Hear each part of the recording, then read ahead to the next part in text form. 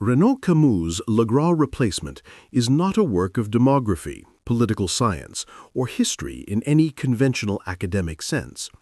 It is, rather, a cultural manifesto and a phenomenological lament presented in the form of a philosophical polemic. Its central, unwavering argument is that France, and by inescapable extension the historic nations of Europe, is undergoing a catastrophic, irreversible, and willfully orchestrated transformation. This transformation is the physical, civilizational, and spiritual replacement of its indigenous ethno-cultural population by a foreign, predominantly Muslim and non-European population. Camus frames this not as a natural migratory pattern or a benign social evolution, but as an act of anti-creation or de-civilization, a process so profound it constitutes a metaphysical crime against history and being itself. Camus' philosophy rests on two deliberately constructed interdependent concepts that he presents as objective descriptors of reality. Le Grand Remplacement, the Great Replacement.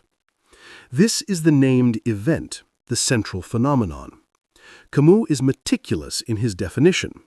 It is a changement de peuple, a change of people. He insists this is not a metaphor for cultural shift or social anxiety. It is, in his view, a literal, demographic, and physical substitution occurring within a defined territory, the historic land of France.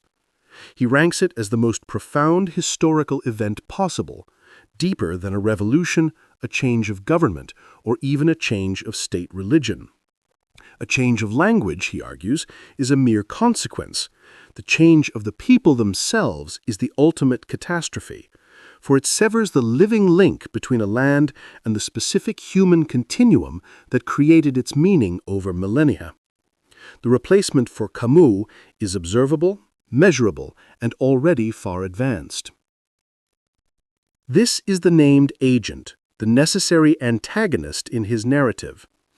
Camus posits the existence of a powerful, diffuse, and cynical elite that is actively engineering and accelerating the replacement. This replacist class is a coalition of interests he finds in boardrooms, newsrooms, political parties, and universities. Their motivations are depicted as a toxic blend of economic materialism, capitalist desire for a docile, cheap labor force and a rootless consumer base, ideological nihilism, a leftist or liberal hatred for national identities, traditions, and borders born of a self-loathing critique of the West, and managerial power, a bureaucratic instinct to manage a homogenized, globalized population devoid of thick cultural ties that might resist authority. This elite, he argues, wields two primary tools: the policy mechanism of promoted mass immigration and the psychological weapon of the enforced ideology of anti-racism, which serves to stigmatize and silence any defense of the indigenous culture. It serves to criminalize the love of one's own, the amour de prochain, extended to one's people, and paralyze any democratic or intellectual defense. It creates a climate of fear and self-censorship. Camus' most distinctive contribution is his method of argumentation. He grounds his apocalyptic claim not in statistical tables, though he references demography, but in a phenomenology of erosion, a personal, sensory account of loss. The erosion of the familiar, le familier. The book is built on anecdotes of dislocation. He describes walking through neighborhoods, towns, and rural areas where the soundscape has shifted from French to foreign languages, where shop signs and architectural forms alien to the French tradition have appeared, and where the intangible atmosphere or genius of the place he associates with Frenchness has evaporated. This is not mere nostalgia for change, it is for him evidence of the dissolution of a civilizational landscape. The physical environment is a text written by generations, and that text is being actively erased and rewritten with foreign glyphs. The concept of anti-birth, l'anti-naissance. Camus introduces this potent term to frame demographic dynamics. He juxtaposes the higher birth rates of immigrant populations with the lower birth rates of the native French. He does not see the latter as a complex socio-economic choice, but as a symptom of civilizational despair and surrender, an acted-willed cessation of being, actively encouraged by the values, consumerism, individualism, and guilt propagated by the replacist elite. Thus, the native population is being replaced from without by new births and from within by its own demographic abdication. The rejection of mixing as a false hope. Camus is explicitly and unequivocally anti-assimilationist and anti-multiculturalist. He argues that the theory of a harmonious blending melting pot is a replacist myth. In reality, he contends, the outcome is parallel societies, communitarism, conflict, and the gradual but ultimate dominance of the replacing culture. For Camus, a people, un peuple, is an organic historical entity, a product of a specific, long-standing communion between a human group and a land. It is not a civic or propositional nation that can be reconstituted anew with different inhabitants. Therefore, mixing does not preserve the original people, it terminates it. Camus details what he sees as the system that enables the replacement to proceed unchallenged. The ideological weapon, anti-racism as totalitarian discourse.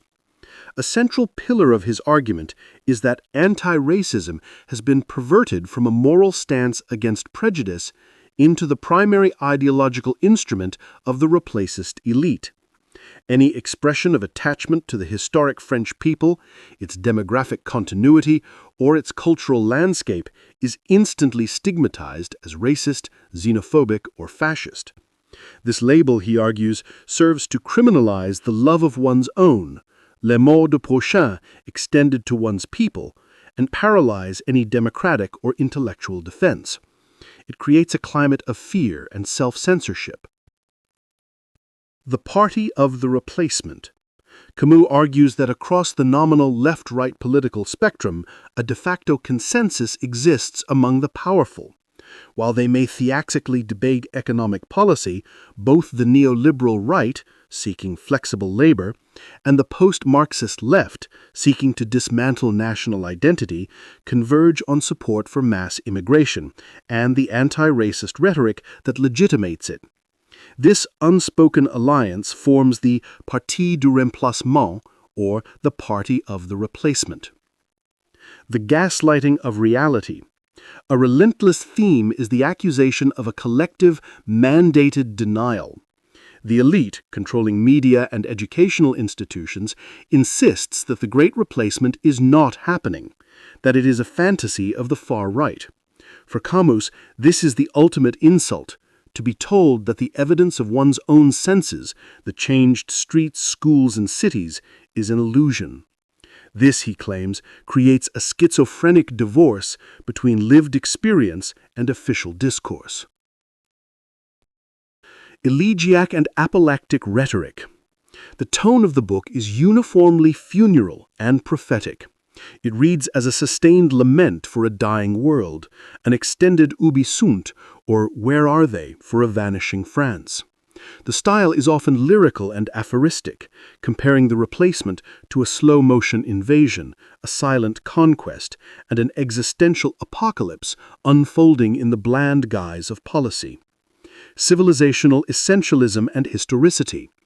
Camus' thought is rooted in a deep essentialist and historicist view of civilizations. He believes civilizations are discrete, organic wholes, each with a unique genius expressed in its art, landscape, manners, and folk ways. This genius is the product of a specific long-standing communion between a human group and a land.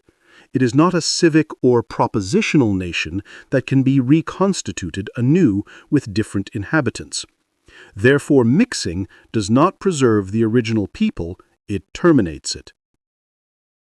The strategic wordplay in nocens. A recurring and crucial linguistic tactic is his use of the hyphenated term in nocens. It is a double entendre, meaning both innocence, a moral state, and non-harm or non-violence, a passive state. He portrays the historic French people as supremely innocent, pacified, civilized to the point of passivity, guilt-ridden, and thus utterly defenseless against a process they are forbidden to even name, let alone resist. Their virtue becomes their vulnerability. Camus does not conclude with a detailed political program for halting immigration. His stated goal is more fundamental: breaking the spell of denial. The primary act of resistance, therefore, is nomination, to dare to name the process, the Great Replacement. By giving it a name, he seeks to rip away the veil of euphemisms,